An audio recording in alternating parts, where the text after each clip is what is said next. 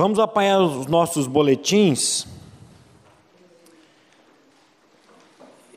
Quando o pastor Glenn me avisou, no 45 do segundo tempo, eu já tinha lido o boletim, que eu tenho o costume sempre, na sexta-feira, logo quando sai o boletim, dar uma lida. E eu achei o assunto muito interessante, muito edificante. E eu mandei um WhatsApp para o pastor Glenn perguntando se eu poderia ler, pelo menos o boletim, trabalhar um pouco em cima do boletim. E ele disse para mim que na vida cristã não há originalidade, tudo é do Espírito Santo. Então, se o Espírito deu essa palavra para ele, ele vai dar essa capacidade para me ler essa palavra e transmitir para a vida dos irmãos, para que sejam edificados. Eu só quero dizer mais uma coisa, eu queria ter a dificuldade, os empecilhos, as traves que eu tive hoje para um simples copiar e colar para colocar no iPad o boletim. Eu copiava, colava, a coluna da terceira vinha para a primeira, da primeira vinha, e eu das 7 da manhã desisti. Falei, eu vou pegar o boletim, trouxe até um óculos, e agora aqui sentado eu fui fazendo coluna por coluna, deu certinho, eu estava dizendo para Deus, Deus, me dá essas dificuldades nas coisas do mundo, para ligar um Netflix, para ligar assistir um programa, porque parece que quando nós vamos fazer as coisas do mundo, o negócio flui de uma maneira tão rápida e fácil, mas quando você vai ler um livro cristão, quando você vai ler a palavra de Deus, ou você vai abaixar um estudo ou ler um estudo, parece que trava a internet, que dá. Então, gente, realmente a palavra de Deus, é a palavra de Deus, e a nossa luta não é contra carne e sangue. Vamos ler Efésios 2:10. Pois somos feituras dele, em Cristo Jesus, criados em Cristo Jesus, para as boas obras, as quais Deus preparou de antemão para que andássemos nelas. Vamos ter mais um tempo de oração. Pai, nós queremos te louvar e te agradecer por esse dia, te louvar e te agradecer pela tua palavra que continua viva e eficaz. E nessa hora, Pai, nós clamamos a ação do teu Santo Espírito, para que a palavra proclamada encontre um solo fértil, para que possa frutificar a 30, 60, 100 por um, para que o teu nome seja glorificado. Pai, nós te louvamos pela vida de cada irmão, cada mãe, cada família aqui nessa manhã, e nos colocamos diante do trono da tua graça. Colocamos também, Pai, essa viagem do pastor Glênio, guarda a entrada, guarda a saída dele, esteja, Pai, dando esse tempo de refrigério para a família. Nós te louvamos e te agradecemos no nome do teu Filho amado, Jesus Cristo, a quem seja dada a honra, a glória e o louvor. Amém. Qualquer pessoa que tenta viver a sua vida por meio das boas obras, faz tudo o que for necessário para chegar ao céu por elas. Costuma descansar a sua confiança nas boas obras que realiza, para satisfazer as exigências da justiça de Deus. Essa confiança, porém, é uma confiança inútil. A lei de Deus requer perfeição. Já que não somos perfeitos, nos falta a bondade necessária para entrar no céu. Assim, a bondade nunca pode ser alcançada vivendo uma vida correta. Só podemos entrar lá confiando na justiça de Cristo. Seu mérito é perfeito e é disponibilizado a nós através da fé. Essa expressão aqui, a lei requer perfeição, já que não somos perfeitos. A lei exige uma perfeição, só que você e eu, a palavra de Deus, ela é muito clara quando ela diz, eis que eu nasci na iniquidade e em pecado me concebeu a minha mãe. A Bíblia diz, todos pecaram e destituídos estão da glória de Deus. A Bíblia diz, desviam-se os ímpios desde a madre, andam errados desde que nascem, proferindo mentira. Então, a lei é santa, a lei é justa, a lei é boa, mas nós não temos essa capacidade de cumprir a lei. Antes da gente prosseguir aqui, eu queria que você entendesse o seguinte: a diferença entre boas obras e obras de justiça. Porque Paulo aqui, nesse versículo 10, aliás, que é fantástico, e Paulo, desde o capítulo 1, ele vem numa maestria ali mostrando que ele nos deu vida, estando nós mortos em delitos e pecados, nos quais nós andamos ou andávamos outrora, segundo a inclinação da nossa carne, fazendo a vontade da carne, dos pensamentos, e éramos por natureza filhos da ira, como também os demais. Mas quando ele chega no versículo 4, parece que dá abre-se uma porta da esperança. Mas Deus, que é riquíssimo, eu gosto da outra versão que diz riquíssimos, em misericórdia, para com o seu amor, aí ele vem falando da graça. Então, boas obras é diferente de obra de justiça. Obra de justiça é aquilo que você e eu fazemos. Obras de justiça é aquilo que você e eu produzimos por nós mesmos. E boas obras é aquilo que Deus coloca em nós para que nós possamos fazer, mas o mérito, a honra e a glória fica para Ele e não para nós. Acreditar que somos justificados pelas nossas boas obras, a parte da fé, e abraçar a heresia do legalismo. O legalismo é o mau uso da lei, é confiar na observância dela para ser aceito por Deus, mas a observância orgulhosa da lei não faz parte da graça de Deus. A lei exige boas obras, mas não é capaz de produzi-las. O ser humano caído não tem competência de efetuar as boas obras sem o risco de contaminá-las com o seu orgulho. Lembre-se que a Bíblia diz que a lei é santa, o mandamento santo, justo e bom. E nós somos pecadores por concepção. Uns anos atrás, quando minha esposa trabalhava numa firma de óculos aqui em Londrina, ela conversando com o senhor, e ele virou e disse assim: eu cumpro os 10 mandamentos. E se tivesse 20, eu cumpriria os 20. Isso é legalismo. Você não tem capacidade de cumprir a lei, eu não tenho capacidade de cumprir a lei, ninguém tem capacidade de cumprir a lei. Uma que Jesus, quando ele veio, ele deu como diz o pastor Glênio, ele deu uma levantada no sarrafo da lei. A lei tinha uma altura que até com muito esforço você conseguiria cumprir. Aí Jesus ele dá a lei dizia: adultério, não adulterarás. É possível hoje uma pessoa não adulterar? É possível. Mas aí Jesus falou assim: eu porém vos digo, qualquer um que olhar para uma mulher com intenção impura no coração, ou mulher olhar para um homem com intenção impura no coração também, já adulterou. E aí? A lei dizia: não matarás. Aí Jesus disse: se você guarda ódio, ressentimento no coração, você é assassino. Então, para com essa ideia de que você consegue cumprir a lei, que você pode cumprir a lei, porque quando você age assim, ou você pensa assim, você está entrando nessa estrada chamada legalismo. Só teve um que cumpriu a lei, em todas as suas nuances, e esse foi Jesus Cristo.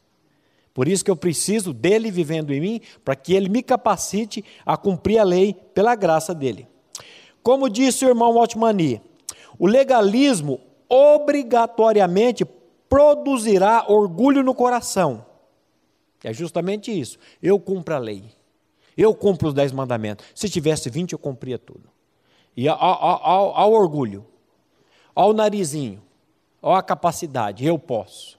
Por isso que Paulo vai dizer: tudo posso naquele que me fortalece. Porque sem ele, ele mesmo disse: sem mim, nada podeis fazer. Na verdade, não há boas obras no homem natural. Para Chester A. Pennington, nenhuma qualidade de boas obras, nenhuma quantidade de boas obras pode fazer de nós boas pessoas. Nenhuma quantidade de boas obras. Quanto você tem de boas obras aí? Quantos caminhões você tem de boas obras? Quanto que você já ajudou? Quanto que você já fez de boas obras? Então, a quantidade de boa obra, aquilo que você faz, nenhuma quantidade de boas obras pode fazer de nós boas pessoas. Pode sim, humanamente falando. Aquele irmão é gente boa. Aquela pessoa ajuda. Agora, diante de Deus... E quando você e eu sairmos desse mundo aqui, você vai dar conta da sua vida para quem? Fala para mim. Para a esposa? Para os filhos? Para o patrão? Para a sogra? Para o sogro? Não. Você e eu vamos dar conta das nossas vidas diante de Deus. E a Bíblia diz que todas as coisas estão nuas e patentes aos olhos daquele a quem havemos de prestar contas. Então, meu irmão, é você com Deus, sou eu com Deus. Enganar minha esposa que está sentada ali é fácil. Enganar vocês é muito fácil. Agora, Deus, você não engana e eu não engano. E o nosso compromisso tem que ser dele diante dele. Precisamos ser bons antes de fazer o bem. E segundo Jesus, em Mateus 19:17, bom só existe um, que é Ele mesmo. Não há bondade essencial, não há bondade essencial no ser humano. Os nossos atos de bondade estão de fato poluídos por orgulho e precisamos ser desconstruídos pela obra da cruz e feitos novas criaturas pela ressurreição de Cristo, antes de produzir boas obras. Olha só, antes de eu produzir boas obras, eu preciso passar por uma experiência de atração, morte e ressurreição em Cristo Jesus. Se eu não passar por isso, eu vou produzir obra de justiça. Eu vou fazer as coisas e vou querer sempre o seu aplauso, sempre o seu joinha, o seu tapinha no ombro, e eu vou ficando. Então, sem passar pela cruz, sem ser feito uma nova criatura em Cristo Jesus, pela morte e ressurreição dele, e a minha morte e ressurreição juntamente com ele, eu sempre soube dentro da minha denominação, da minha igreja que eu nasci, desde pequenininho, que Cristo Jesus tinha morrido por mim, que Cristo Jesus tinha morrido pelos meus pecados na cruz do Calvário. E dentro de uma academia de musculação, um dia o irmão Odir falou assim para mim: tem uns estudos bíblicos aqui, você não quer participar? E eu de primeira já bati na madeira e falei: Deus me livre de virar crente.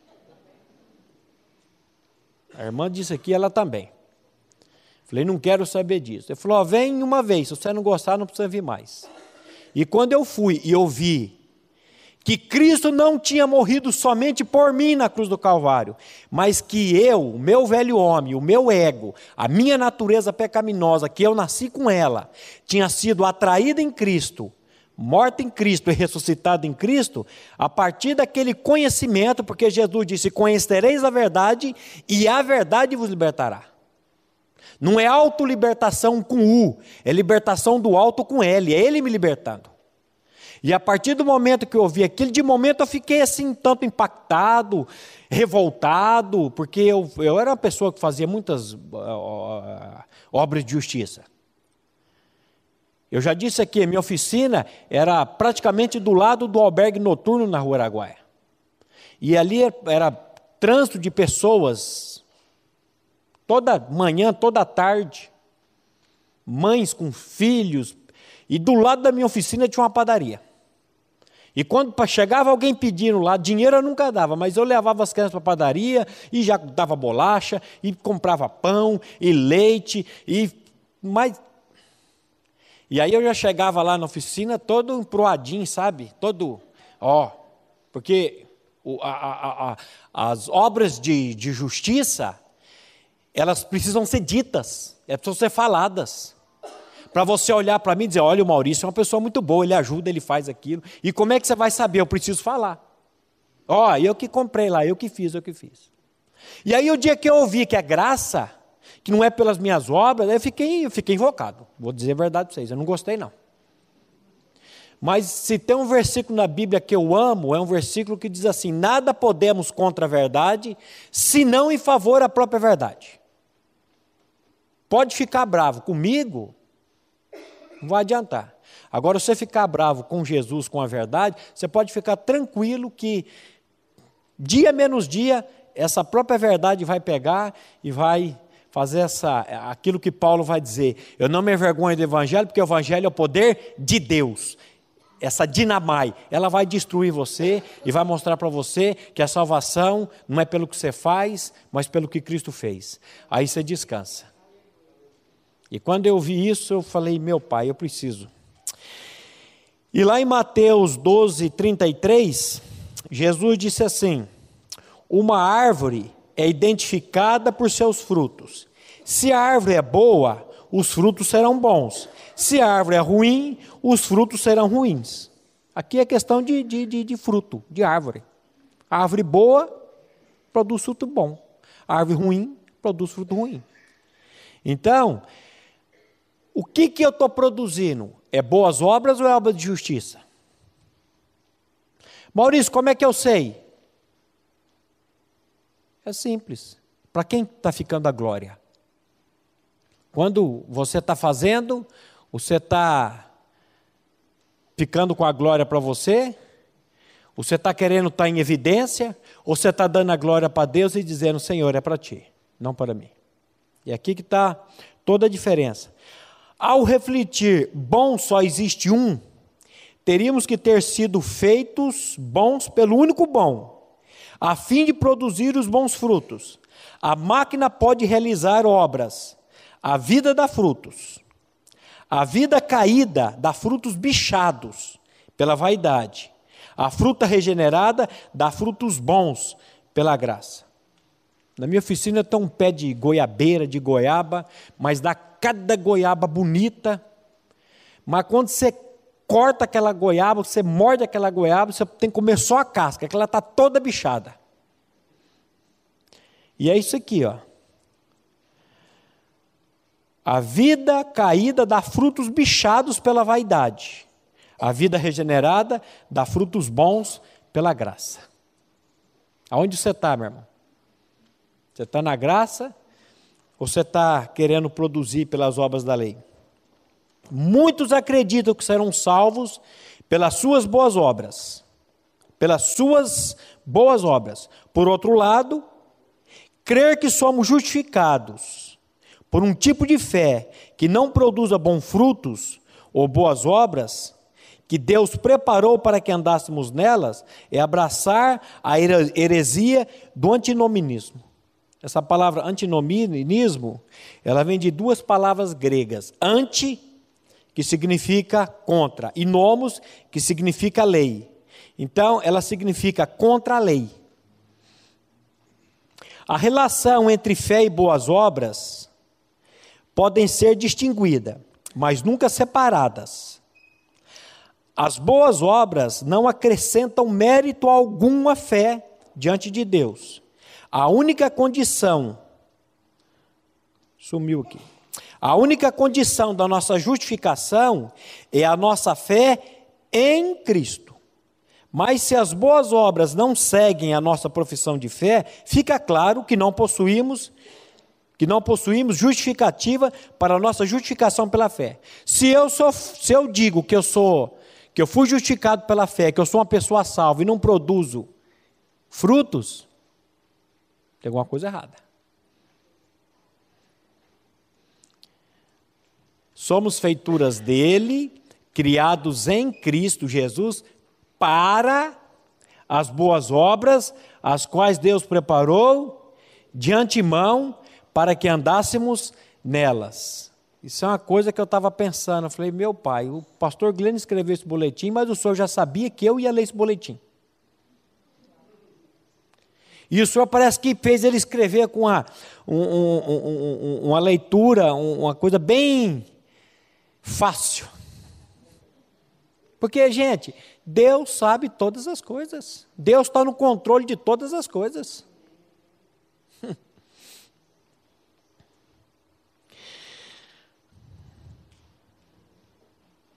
Nós somos justificados somente pela fé, mas não pela fé que está sozinha. A verdadeira justificação sempre resulta no processo da santificação.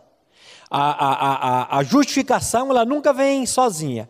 A justificação, ela sempre vem atrelada à santificação. Uma vez justificado, uma vez salvo em Cristo Jesus, aí eu começo a crescer na graça e no conhecimento desse Cristo. Então, se você se diz uma pessoa justificada, e a sua vida não, já faz quanto tempo que você é uma pessoa que se diz nascida de novo?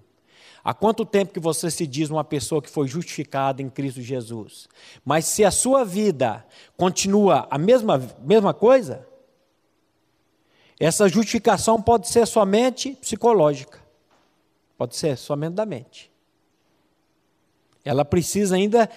Você precisa do rema, você precisa de ter essa revelação dessa justificação em Cristo Jesus. E como é que eu faço para ser justificado? Paulo diz, quem morreu, justificado está do pecado. Ora, se já morremos com Cristo, cremos que também com Ele viveremos. E quando Ele vem viver em nós, Ele vai colocar a casa em ordem. A minha esposa vive brigando comigo, que eu não deixo a casa em ordem. Falei, meu amor, você é minha ajudadora, você é a risadinha das mulheres aqui. Às vezes eu tiro uma roupa, põe no canto lá, ela falou, mas o balai está ali. Calma, já estava pegando. Calma. Hoje eu tomei o café, terminei de comer outro pão, coloquei em cima da mesa, põe na pia. Falei, já estava indo. Igualzinho quem? Aí. Então, só muda endereço.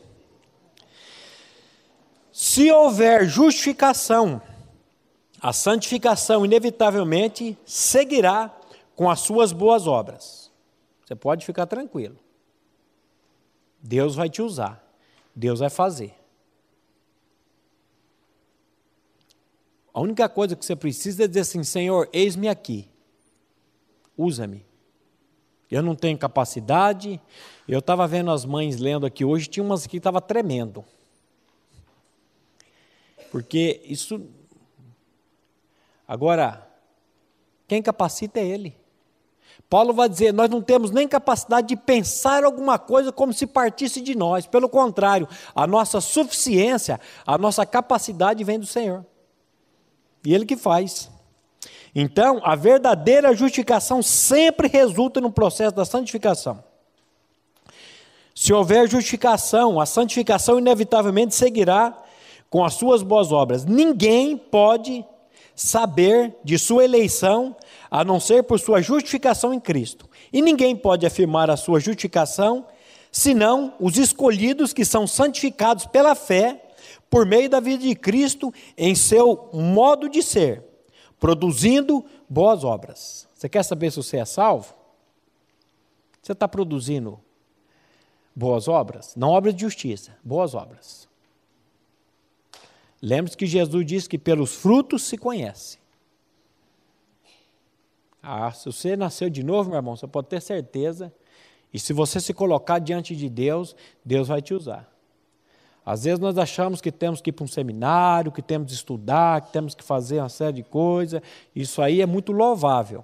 Mas Deus quer usar você onde você está. E do jeito dele, para a glória dele. Isso não significa que a justificação dependa ou repouse na santificação. Uma vez que a nossa justificação depende da fé verdadeira, que por sua vez nos conduzirá inevitavelmente às boas obras de obediência voluntária. Isso aqui é fantástico. Se alguém for Se alguém foi justificado pela fé, será santificado pela fé, ao produzir os bons frutos da justiça de Cristo, nele imputada. Lembre-se que amputar é cortar fora o membro. Imputar é colocar onde não tem. A justiça de Deus, ela é imputada a nós em Cristo Jesus. Quando nós recebemos Cristo como Senhor e Salvador da nossa vida, vem um pacote com isso. E desse pacote é a imputação da justiça de Cristo em nós. Aí você pode ficar tranquilo que esse próprio Cristo, essa própria graça, ela vai começar a trabalhar na sua vida. E eu às vezes fico perguntando para Deus, por que demora tanto? Porque para a gente demora, mas para Deus que está na eternidade, às vezes nós olhamos para a vida das pessoas, dos parentes, dos filhos, mas por que o filho não está lá ainda? Gente, calma, calma. Eu ouvi no aniversário essa semana de um moço aqui da comunidade dizendo, fulana está meio desviada. E aí mexeu comigo. Aí depois eu fui dar uma palavrinha, eu falei, na família de Deus não existe desviados. Porque, falando em filhos, a Bíblia diz que todos os nossos filhos serão discípulos do Senhor. Crê no Senhor, será salvo tu e tua casa. Se ele pode ficar tranquilo que o pastor vai deixar as 99 ali e vai buscar lá. Às vezes vai precisar de um cacete, às vezes vai precisar de uma dificuldade, de um problema, de uma coisa, mas você pode ficar, light diet, bem tranquilinho. Não é light diet no sentido de que não, estou aqui e estou orando e Senhor, seja feita a tua vontade. Senhor, frustra. Senhor, quebranta. Senhor, faça aquilo para glorificar o teu nome. E pode esperar. Só que o problema nosso é tempo. Deus, ele é atemporal. Deus não está olhando o relógio. Eu estou olhando ali, já passou 28 minutos, eu nem sei onde que eu estou no boletim. Aí, tem que acelerar. Mas Deus não tem esse negócio de tempo. Então, não existe esse negócio de desviado, não. Ele pode ter saído. A Bíblia diz, ensina a criança no caminho que deve andar, e quando ela ficar velha, não se desviará dele. A Bíblia não diz que ele não pode sair, mas pode deixar que o Espírito traz de volta, porque se ele não trouxer, quem que vai trazer? O seu legalismo? O meu legalismo? A sua exigência, a minha exigência? Descansa, meu irmão, descansa. Pastor Glênio, há muitos anos atrás, ele disse, o versículo mais difícil da Bíblia é o Salmo 37:5.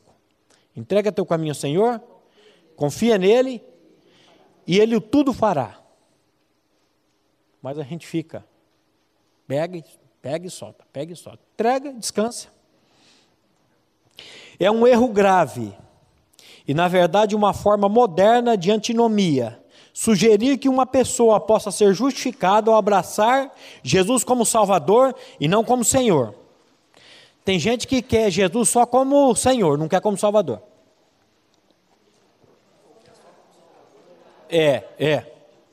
Só como Salvador e não como Senhor. A Bíblia mostra Jesus como Salvador 16 vezes. Jesus como mestre 64 vezes. E Jesus como Senhor 648 vezes. Eu quero Ele como meu Salvador. É Salvador? Só Salvador? Só Salvador tá bom. Mas e o senhorio? Que Ele é Senhor. E Senhor é aquele que está no controle, é aquele que manda. Uma das blasfêmias que o Senhor ouve na Bíblia é quando Pedro diz Senhor, quando Jesus diz, Pedro, mata e come os animais. E ele vira e fala, Senhor, de modo nenhum. Senhor, não. Como é que para um senhor você vai falar, não, rapaz? Você é doido? A Bíblia diz, se vivemos, para o Senhor vivemos. E se morremos, para o Senhor morremos. Quer vivamos, quer morramos, somos do Senhor. Pois foi precisamente para esse fim que ele veio, para ser Senhor, tanto de vivos como de mortos.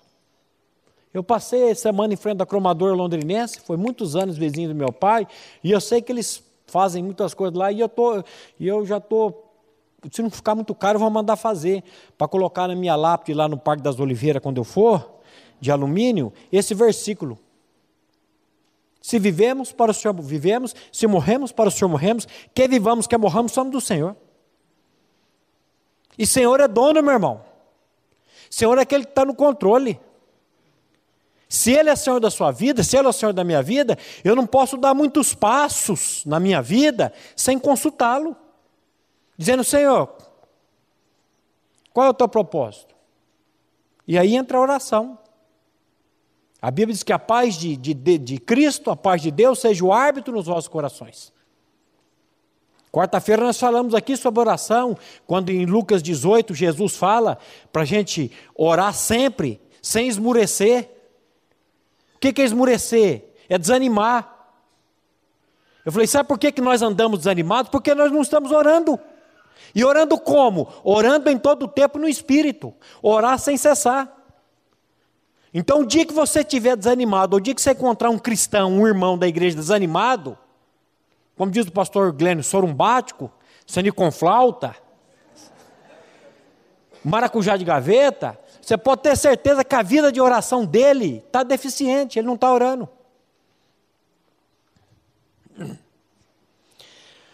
A verdadeira fé recebe a Cristo como Salvador e Senhor. Confiar somente em Cristo para a salvação é reconhecer a dependência de Deus e arrepender-se do seu pecado de autoconfiança. Olha que pecado. Não é pecado de pornografia, não é pecado de prostituição, não é pecado de adultério, é pecado de autoconfiança. Lembra aquilo que a Bíblia diz? Maldito do homem que confia em si mesmo, diz uma versão. Porque aí, quando é no homem, eu sou maldito por confiar no pastor Eric. E o pastor Eric é maldito por confiar em mim. Mas o versículo diz, maldito do homem que confia em si mesmo, e faz do seu braço a sua força, e aparta o seu coração do Senhor. Então eu não sou maldito por confiar no pastor Eric, eu sou maldito por confiar em mim, e fazer do meu braço, da minha capacidade, da minha força aquilo. E nós temos planos e planos e planos. Eu estava dizendo para o irmão ontem, e ele está numa correria, e eu falei, rapaz, a gente precisa aquietar. Porque o ano passado eu estava assim, e tinha que levar um carro para um cliente, e tinha que ir lá na Morada de Deus pregar, e já faltava 20 minutos para isso, e saí com a minha Kawasaki todo apressado, e de repente um senhor cruza, eu bato e caio, e estou lá com o ossão saído do pé para fora, olhando meu sobrinho lá esperando eu para buscar, o pessoal lá na Morada de Deus esperando a palavra, e serviço na oficina, e eu ali quebrado. E aí, o que adiantou? Para que essa pressa? Onde você vai com essa pressa? Aquietai-vos e saber que eu sou Deus e não há outro. Mas a gente quer fazer do nosso jeito, aí não tem jeito. Então, arrepender da nossa autoconfiança. Autoconfiança. Do que Jó teve que se arrepender? Da sua justiça própria. O livro de Jó começa assim, ó. Havia na terra de Uz um homem cujo nome era Jó. Íntegro, reto, temente a Deus e desviava-se do mal. Do que um homem desse precisa se arrepender? Dele mesmo, da autoconfiança dele. Você vai encontrar um capítulo lá que ele vai dizer eu, acho que 39 vezes eu era o olho do cego, os pés do coxo, eu fazia rejubilhar o coração da viúva, eu examinava as causas dos estrangeiros, tudo eu. Mas lá no finalzinho ele vai dizer assim, eu me arrependo e eu me abomino no pó e na cinza. Do que ele se arrependia? Da autoconfiança dele, da justiça própria dele. Ô irmão Maurício, eu achava que tinha que me arrepender só dos pecados cabeludos? Os careca também. Eu achava que eu tinha que me arrepender só dos pecados pretos? Os brancos também. E os brancos às vezes é mais difícil do que os pretos, viu? Arrepender-se do pecado é submeter-se à autoridade de Cristo sobre nós. Negar o seu senhorio é buscar a justificação com fé impenitente, que não é fé. Embora nossas boas obras mereçam a salvação, elas são a base a qual Deus promete distribuir recompensas no céu. Nossa entrada no reino de Deus é somente pela fé. Nossa recompensa no reino de Deus será de acordo com as nossas boas obras, que é, como observou Agostinho, no caso da coroação graciosa de Deus, de seus próprios dons. O resultado da salvação é que somos sua boa obra das mãos de Deus, não de nós mesmos. Um crente nascido de novo é uma obra-prima de Deus. Olha que coisa linda. Um cristão, eu não gosto muito dessa expressão crente, porque a Bíblia diz que o diabo é crente e ele treme e ele vai para o inferno. O negócio de crente, o cristão, ele é ali, Deus olha para aquilo e fala, isso aqui é uma obra-prima feita por mim. Por isso que João vai dizer, veio para o que era seus, mas os seus não receberam, mas a todos quantos os receberam, deu-lhes o poder de serem feitos filhos de Deus. É Deus que faz, é Deus que me fez, é Deus que te faz. Nós somos obras-primas da mão dele. Nós somos aquilo que a Bíblia diz, a menina dos olhos de Deus. Olha o cuidado que Deus tem por você e por mim.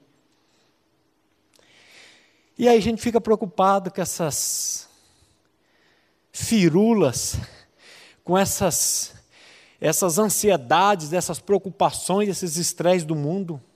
Sossega, meu irmão. Sossega. Faz aquilo que o salmista pregando para si, ele diz, por que estás abatido a minha alma? Por que te perturbas dentro de mim? Espere em Deus, pois ainda o louvarei. Calma, sossega. Você já viu um passarinho morrer de infarto, um passarinho morrer de fome, morrer de sede? Deus cuida dele, ele está dizendo, eu vou cuidar de você. Pode uma mãe esquecer-se do filho que amamenta, de modo que não se compadeça do filho do seu ventre? Diz o profeta, Deus dizendo, mas ainda que essa se esqueça ou se esquecesse, Deus dizendo, jamais me esquecerei de ti. Deus não vai esquecer de você e não vai esquecer de mim, e Ele vai tratar com você, Ele vai tratar comigo. O que eu preciso então, irmão Maurício? É estar diante dele, Senhor, estou aqui. Senhor, olha aqui meu problema. Senhor, olha aqui minha dificuldade. Lembra da mulher do juiz? Todo dia lá bater na porta dele? Julga minha causa, o juiz, eu não quero saber de causa nenhuma não, cai fora daqui, mulher. No outro dia a mulher voltava lá, batia na porta de novo, julga minha causa, o juiz, não vou julgar. Daqui a pouco o juiz falou, escuta, vou julgar a causa dessa mulher. Aí Jesus entra na parábola e fala, e Deus não fará o quê? Justiça aos seus eleitos, que a Ele clamam de dia e de noite? Um dia lá na morada, o menino falou, eu já pedi para Deus, irmão Maurício, Deus não faz. Eu falei, rapaz, tua sorte que eu estou sem cinta, cara. Vontade de bater num peão desse. Larga de ser besta, já pedi, Deus não faz. Peça de novo, e peça de novo, e peça de novo, e peça de novo. Aí eu contei a parábolazinha da mulher de Cananéia, que foi atrás de Jesus, e Jesus chamou a mulher de cadela. Acabou com a mulher. Não convém pegar o pão da mesa e lançar para os cães. Ela falou, é verdade, senhor, só que os cães comem das migalhinhas da mesa que cai do seu dono. Só faz o seguinte, só me dá uma migalhinha, porque uma migalhinha com o senhor é tudo, é muito. Agora vai comer o banquete do mundo, você vai ver o que você vai achar no banquete do mundo. Tá? Vai procurar no banquete do mundo. Aí Jesus vira para a mulher e fala, mulher, grande é a tua fé, seja feita conforme tu queres. Só que ali Jesus queria tratar com os discípulos. Eu acho que os discípulos aí, quando juntaram, falaram, vamos internar ele, vamos procurar um hospício aí, que o mestre ficou louco. Chamar uma mulher cananeia, de uma mulher de grande fé, porque para eles, o que Jesus disse para ele? Homens de pouca fé. Agora falar com uma mulher daquele, é bullying, né, que o povo fala, pouca fé. Agora para a mulher chamar de... Então, meu irmão, para com esse negócio e vai diante do trono da graça de Deus, confiadamente, sabendo que todas as orações vão ser respondidas. Deus está guardando toda a lágrima e todas as nossas orações num potezinho, num negócio lá no céu, que eu não sei como é que é isso. Então, continue orando, e você pode esperar que no tempo dele, ele vai fazer para a glória dele. A gente é muito besta. O resultado da salvação é o que somos Sua boa obra, a obra das mãos de Deus, não de nós mesmos. Um crente nascido de novo é uma obra-prima de Deus. Quando pensamos nas matérias-primas com as quais ele tem que trabalhar, sua realização ainda é mais notável. De fato, esta obra-prima é nada menos que uma nova criação através da união com Cristo, como diz 2 Coríntios 5,17. Se alguém está em Cristo, é uma nova criação. As coisas antigas já passaram, eis que tudo se fez novo. Esses versículos que foram lidos aqui agora pelas mães, ou sobre as mães, as mulheres, eu fiquei pensando aí, quem que pode fazer tudo isso que elas leram aqui? Só Cristo na vida delas. Como é que elas vão querer ser essas mães? Como é que elas vão querer ser essas mulheres, essas esposas, sem a vida de Cristo? Não tem jeito. Sem a vida de Cristo não tem jeito. Então, toda vez que você lê um texto da palavra, você diga, Senhor, cumpra-se em mim, segundo a sua palavra, faça como Maria, quando o anjo veio trazer a notícia. Cumpra-se em mim, segundo a sua palavra. É o objetivo dessa nova criação. E o objetivo dessa nova criação é encontrado na realização de boas obras. Embora seja verdade que não somos salvos por boas obras, é igualmente verdade que somos salvos para as boas obras que Deus preparou de antemão para que andássemos nelas. As boas obras não são a raiz, mas o fruto. Nós não trabalhamos para sermos salvos, mas porque somos salvos, Eu não trabalho, eu não faço para ser salvo, porque eu sou salvo, eu trabalho e eu faço. A graça que me impulsiona. Aquilo que Paulo diz, eu trabalhei mais do que todos, todavia não eu, mas a graça de Deus em mim. Então, uma vez salvo, eu vou trabalhar, eu vou fazer. Deus nos dá a fé por meio da pregação da sua palavra. A fé leva à salvação. A salvação resulta em boas obras. As boas obras preparadas de antemão por Deus serão recompensadas por Ele mesmo, através das vidas santificadas dos seus filhos. Esse é o aspecto da verdade que é enfatizado em Tiago 2, 14 a 26. Depois você lê esse versículo em casa, esse capítulo em casa, de Tiago 2, 14 a 16, que 14 a 26, que ele vai falar, o resumo aqui, que a fé sem obras é morta. A fé sem obras é morta. Aí tem uma luta de Paulo com Tiago, mas vamos correr aqui que o tempo urge. Ele não quer dizer que somos salvos pela fé, mas as obras, ele não quer dizer que somos salvos pela fé, mas as obras, mas pelo tipo de fé que resulta em uma vida frutífera de boas obras. As boas obras provam a realidade da nossa fé. Paulo concorda sinceramente, somos feituras dele, criados em Cristo Jesus para as boas obras. Mas surge a pergunta, que tipo de boas obras eu espero fazer? Paulo responde, as boas obras que Deus preparou de antemão para que andássemos nelas. Em outras palavras, Deus tem um projeto próprio para cada vida. Isso é fantástico. Deus vai agir na vida de cada pessoa de uma maneira. Nunca é igual. Cada pessoa ele tem o projeto próprio dele. É igual uma casa que você vai construir. Você faz aquele projeto. O engenheiro, quando construiu minha casa, chegou uma hora, ele falou assim, entregou lá os papéis, o projeto na mão da minha esposa, falou, desenha a casa e depois eu só assino.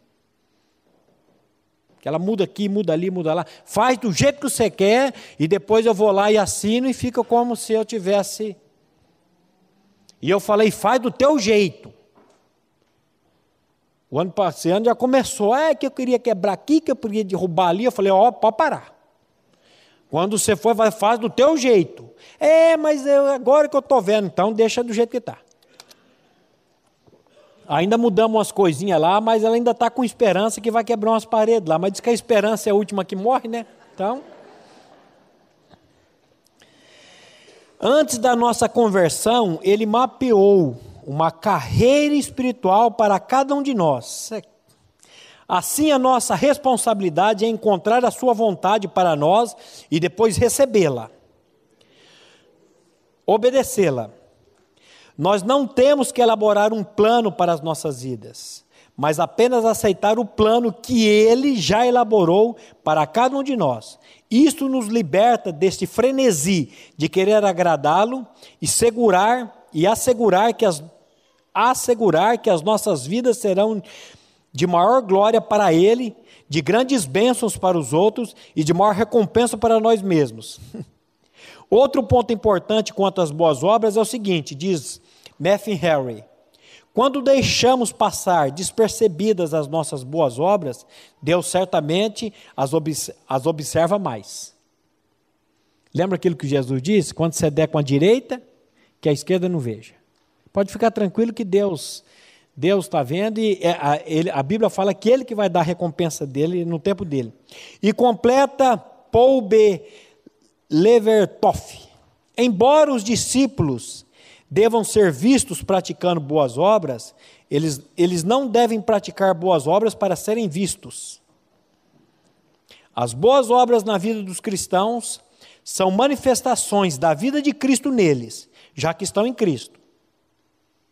Você entendeu, meu irmão? As boas obras na vida dos cristãos são manifestações da vida de Cristo neles, já que eles estão em Cristo. Então, se eu estou em Cristo, se Cristo está em mim, a manifestação das boas obras virão, não é automaticamente, mas é naturalmente, espontaneamente, elas vêm. Quando você vê, o negócio está fluindo, está fazendo, está acontecendo, e Ele fazendo. A frase estar em Cristo, evidentemente, significa estar unido a Cristo pela fé, ou estar nele, como o ramo está na videira. Tão unido à videira, ou assim nela, a fim de obter todo o seu sustento e apoio dela e ser sustentado inteiramente por ela. As uvas estão na videira, assim como as boas obras estão para Cristo. Cada ramo em mim, João 15:2, João 15:4, Jesus foi enfático: permaneçam em mim e eu em vocês. Como o ramo não pode dar fruto de si mesmo, a não ser que permaneça na videira, assim vocês não podem, a menos que permaneçam em mim. Lutero dizia: a verdadeira fé, a fé verdadeira e viva que o Espírito Santo coloca no coração, simplesmente não pode ser inoperante. E Calvino replicava: é só a fé que justifica, mas a fé que justifica não está só. Portanto, a fé que justifica vem acompanhada das boas obras.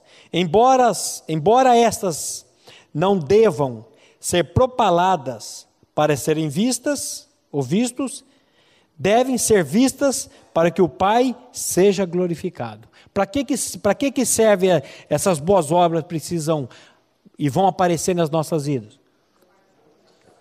Para a glória de Deus. É o que Jesus vai dizer em Mateus 15:16. Assim brilhe a vossa luz diante dos homens, para que vejam as vossas boas obras e glorifiquem ao vosso Pai que está nos céus. Assim brilhe a vossa luz diante dos homens, para que vejam as vossas obras de justiça, boas obras. E quando as pessoas vão verem essas boas obras em nós, o que elas vão fazer? Vão glorificar o Pai que está nos céus. O resultado das boas obras é a glorificação do Pai no céu. A Livraria PIB Londrina procura selecionar cuidadosamente seus títulos e autores a fim de oferecer um conteúdo alinhado com o Evangelho de Jesus Cristo.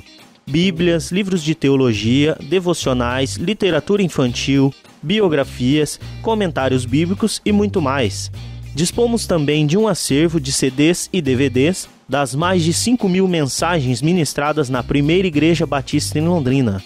Visite a Livraria PIB Londrina e conheça ainda mais. Livraria PIB Londrina, de segunda a sexta, das 13h30 às 18h. Endereço na Avenida Paraná, 76A, próximo ao Calçadão, bem no centro de Londrina. Ligue para 3372-8921 ou acesse o site www.livrariapiblondrina.com.br.